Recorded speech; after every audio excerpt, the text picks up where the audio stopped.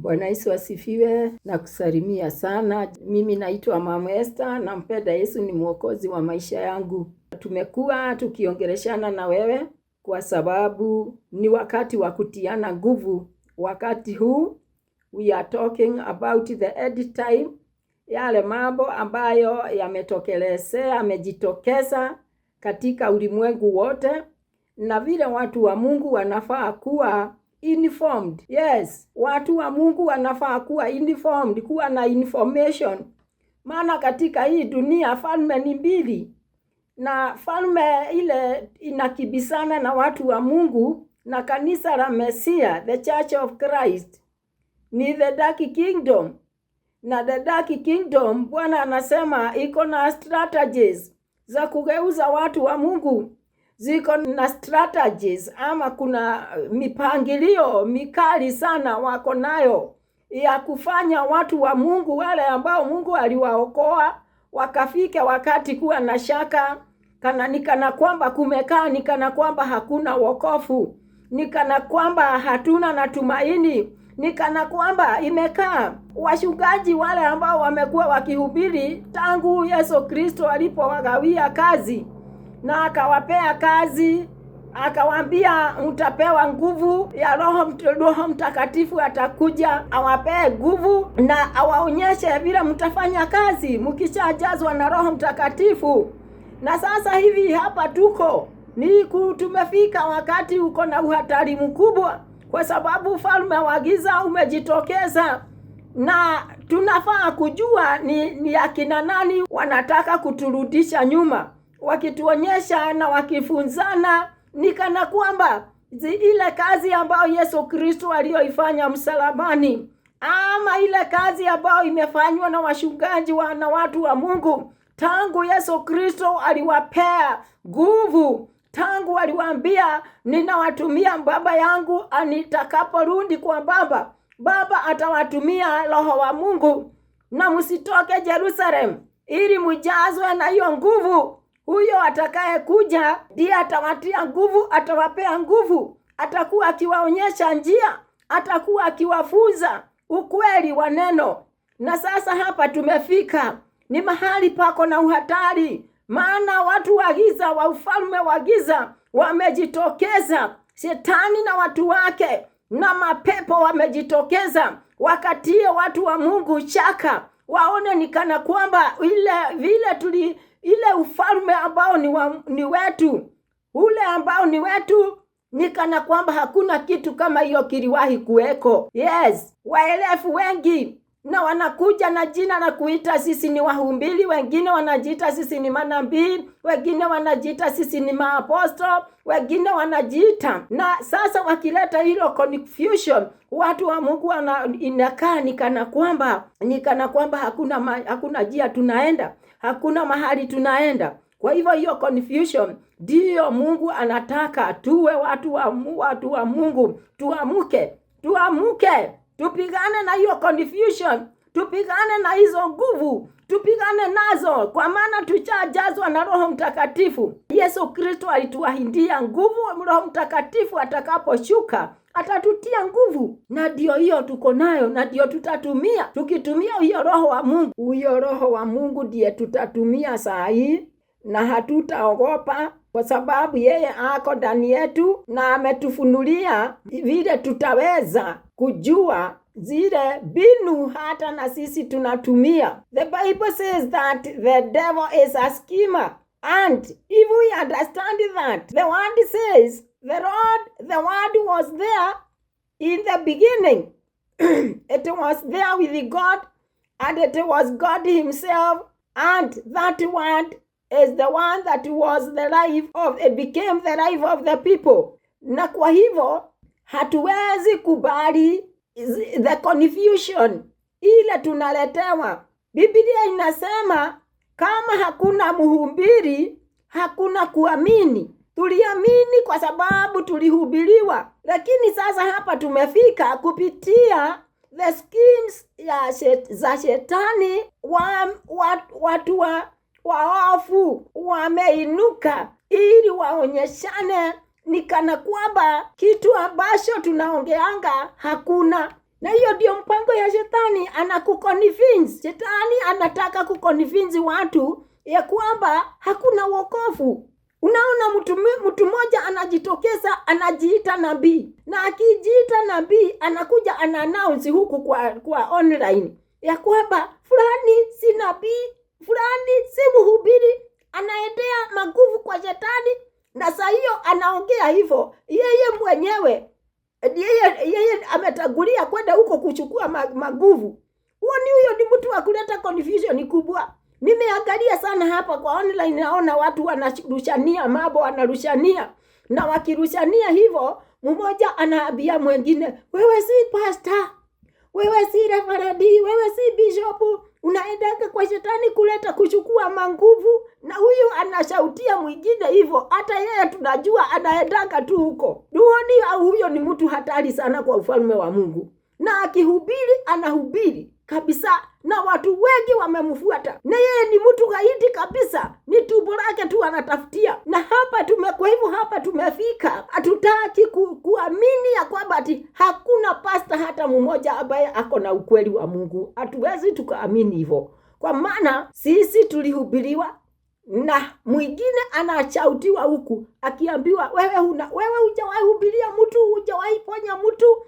Na mwenye anabiana hivyo, yeye ndiye gaidi. Hapa kawa na confusion kubwa, watu wameletania confusion. Lakini ni lazima tuombe Roho wa Mungu atuwezeshe tupapanue, kwa maana ufalme wa Mungu uko, kanisa la Mungu liko, waumini wako, watumishi walio na ukweli wa mambo wako, watumishi wa Mungu wako. Nakumbuka kuna wakati tulikuwa tunapigana mahali pengine, tukiingia kanisa saa 7 lunch hour, tulikuwa tunashekelewa na hawkers, wakiona vile tunafinyana ili kiti yangu isiende ikakaliwe na mwingine. Na hapo ndipo tulijua, tulitoa neno, tukatoa hiyo kuelewa kwa neno, tukafunguka macho, Mungu akatuonyesha njia vile tutaenda, ili mpaka tutakapofika katika mbinguni kwenye tuliahidiwa na Yesu Kristo ameenda kututengenezea. Kwa hivyo hapa ni mahali panafaa watu wajielewe kabisa, na tutafute njia ile. Wewe hautakuwa na confusion, hautawekwa into confusion, hautaambiwa mambo ya kukurudisha nyuma, hautarudi nyuma kwa sababu ya vile umeconfusika. Haurudi nyuma, usikubali kurudi nyuma. Usikubali ati hakuna wachungaji walio na ukweli. Usikubali kuambiwa ati hakuna kanisa. Ni kwa nini hawatuambie hakuna shrine? Si watuambie hakuna shrine, tujue wako balancing, wana balance mambo. Watuambie hakuna shetani ili tu balance mambo. Let us read the word of God, the gospel according to John chapter 1 number 1. Inasoma hivi: in the beginning was the Word, and the Word was with God, and the Word was God. He was with God. He was with God in the beginning. Through him all things were made. Without him nothing was made that has been made. In him was life, and that life was the light of all mankind. The light shines in the darkness, and the darkness hasn't overcome the light. Bwana Yesu asifiwe. Hapo ndipo watu wa Mungu tunafaa kushikilia. Tuelewe ya kwamba hata kama wahubiri ni wengi, na sana sana watu wa kanisa, watu wa Mungu muanze kujifunza kujisomea maandiko. Watu wa Mungu mujifunze kujisomea maandiko, kwa maana hata hujui Kiswahili, hata kama hujui Kiingereza, uko na lugha yako. Soma Biblia na lugha yako, na Mungu atakufunza mambo.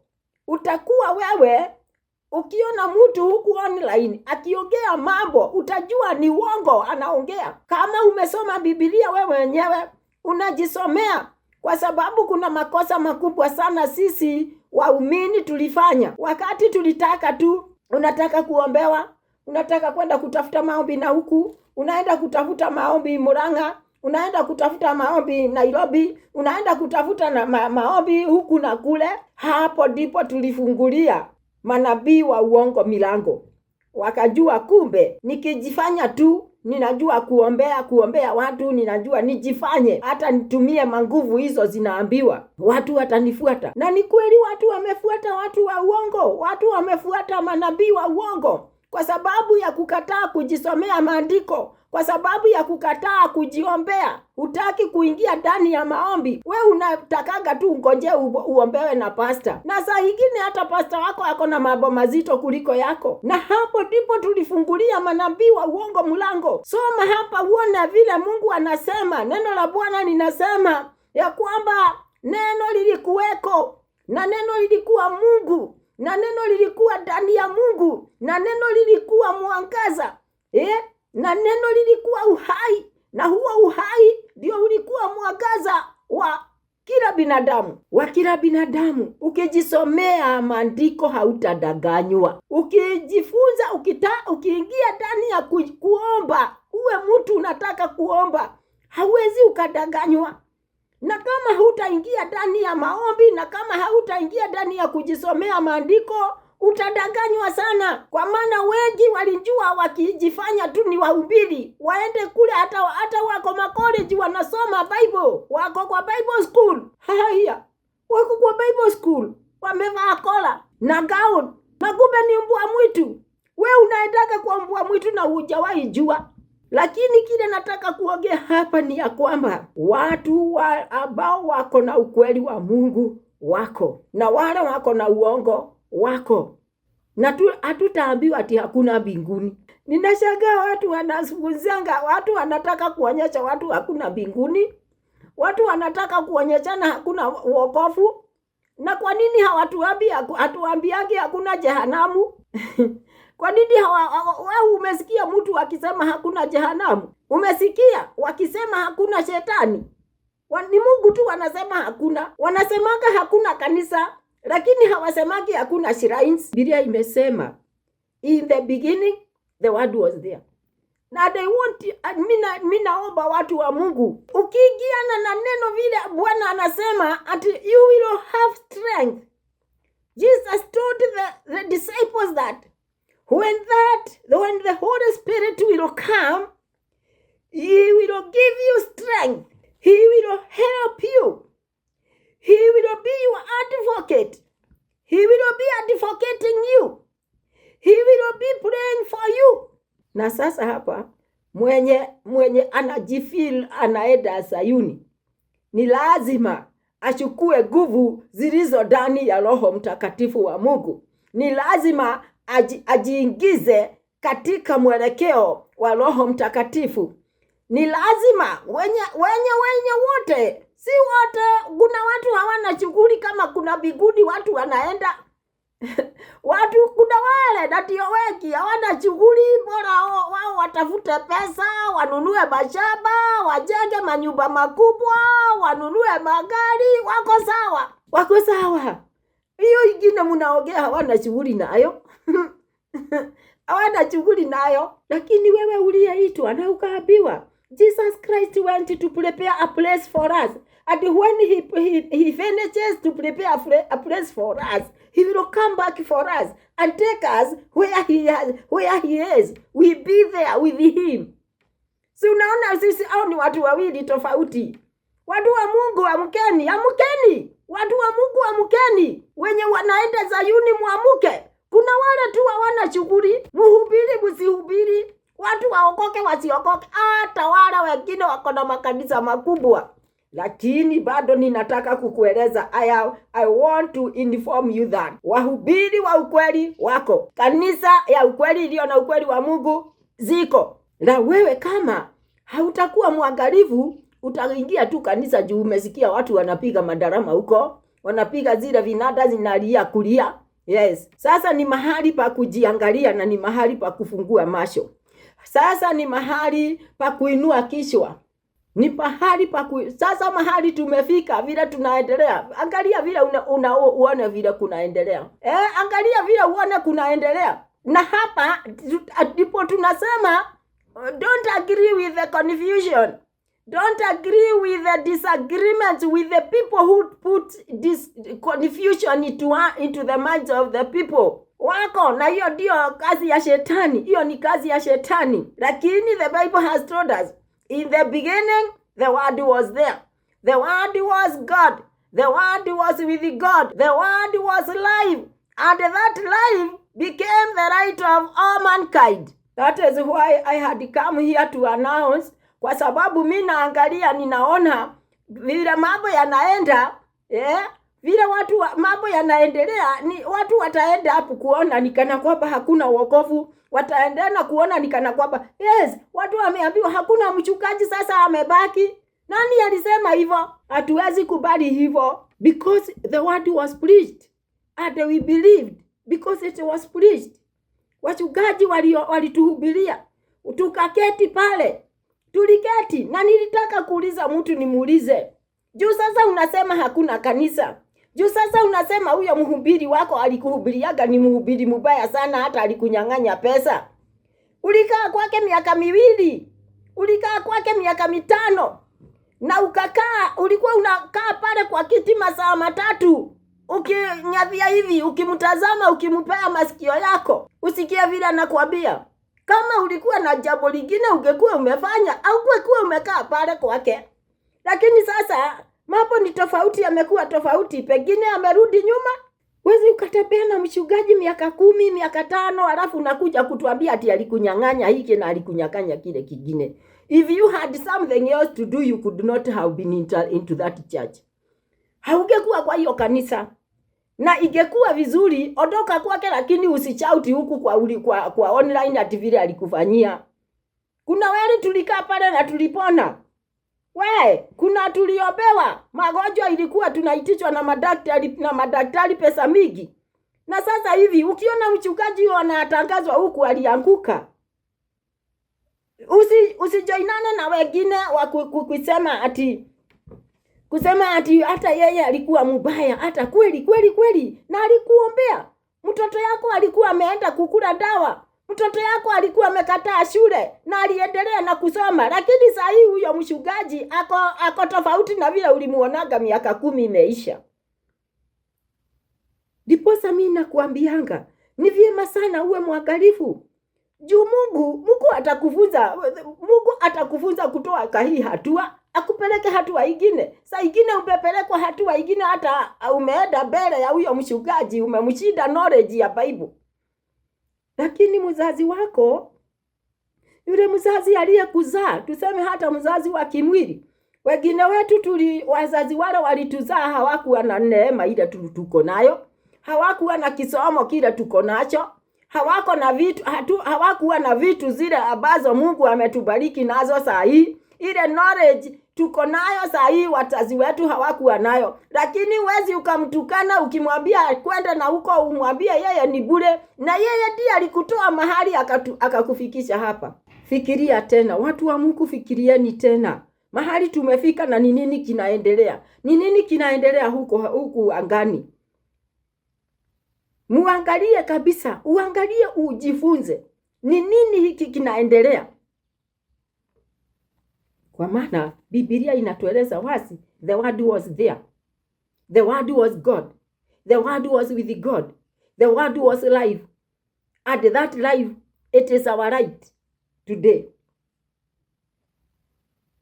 Kitelemuka hapa utakuta vile inasema, the word became flesh. Now the word became flesh. Yes, because Jesus Christ came from heaven. He was God, and he came here. He was given mass flesh like this one we have. He became a human being in order that he is able to interact with us, in order that he is able to communicate with us, in order that he would be able to accomplish what the intent of God was.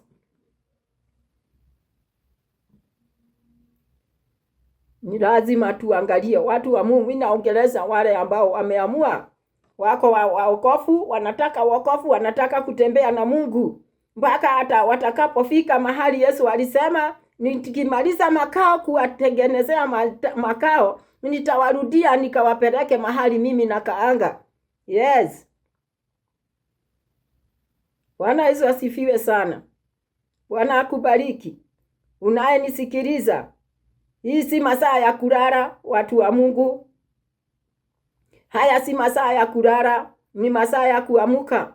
Wenye mliitiwa wokovu na mmekubali ati Yesu ako na nyinyi na atakuja kuturudia atakapomaliza makao yale ambayo alituambia.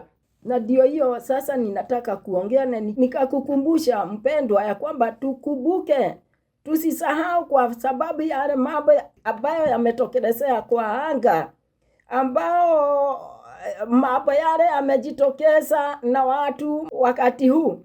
Tukumbuke ya kwamba, tuendelee na kukumbuka ya kwamba falme ni mbili, na hizo falme zinakibisana, na tuelewe ya kwamba ufalme wa Mungu, hata shetani, hata ufalme wa giza ukibisane na yeye, hakuna njia ile ambayo itaweza kuovercome ama kushinda ufalme wa Mungu. Kwa maana tumesoma na pale kwamba the word was there in the beginning, the word was there. Yes, before anything was placed in its place, even before the Lucifer was created, even before he planned of his first spell, our God was there. Na Biblia inasema ya kwamba yeye before kulikuwa na kitu ingine chochote kile, before the mountain was placed at its places, before the seas were made, before the mountains and the valleys were placed at their places, the word says that the Lord was there. Na hivyo ndiposa nina encourage watu wa Mungu, tuwe watu wa kusoma Biblia. Wakati huu kuna uhatari mkubwa ambao umetokelezea. Wachungaji wengi ambao walikuwa na sisi wakati tulikuwa tunaanza safari, kuna wengi sana wametiwa woga, wengine have been discouraged, wengine wametiwa maji kwa tumbo zao, wako baridi sasa, wanaona wengine wanashindwa, tukafanya hii kazi yote na sasa kuinukiwa kumeinuka. Kwa hivyo ninataka nikuambie wewe mpendwa ambaye unanisikiliza, ujue uliokolewa wakati gani, shida gani ulikuwa nazo wakati ulikuwa unaenda pande ile na pande ile kutafuta neno la Mungu. Ni kwa sababu gani ulikuwa unaenda kutafuta wachungaji, na kile ni nini ulitoa kwa hawa wachungaji? Yes, ulikaa na yeye miaka 10, ulikaa na yeye miaka 5, na hivyo kama utaweza kumuondokea kwa vile amebadilika saa hii, muondokee na usiongee mambo mingi, kwa sababu kuna wakati utafika, wale ambao wachungaji wale ambao wamesimama na ukweli wa mambo, saa ile unaona unaumiza roho zao, saa ile unawatukana, saa ile unaketi pale kuongea vile wako. Kuna wakati utafika na watu watapewa mishahara yao, kwa sababu Mungu ndiye anajua. Mchungaji yote anayehubiri ukweli na yeyote ambaye hahubiri ukweli, mwenye anawekelewa, mbingu inajua. Mwenye ameinukiwa bure, mbingu inajua. Yes, kuna wachungaji wengi wameinukiwa bure. Kuna wengine wameinukiwa kwa sababu kuna sababu. Mungu ndiye anajua kama mchungaji huyu anatukanwa bure, mchungaji huyu kama ameinukiwa bure. Jehova ndiye anajua. Na maandiko yanasema katika Psalms 107, ukianza pale mstari wa 17 mpaka wa 22, inasema ya kwamba watu walikuwa wamepotoka, naye Mungu akawaashiria, wakaingia ndani ya shida nyingi, wakawa kwa sababu ya upotofu wao wakaingia katika shida mingi. Na hiyo ndio ilitufanya tukaanze kutafutana na wachungaji. Biblia inasema hapo katika mstari wa hiyo Psalms 107 number 22, he sent out his word and healed them. He rescued them from the grave. Number 17 inasema some became fools through their rebellious ways and suffered affliction because of their iniquities. Yes, ukisoma hapo inasema kuna watu walikuwa wameingia katika shida kiwango ya kuwa hawakuwa wanaona mambo mazuri. Walikuwa wamekosa hata ladha ya chakula. Biblia inasema walikuwa wameingia katika shida kwa sababu ya their foolishness and their rebellions.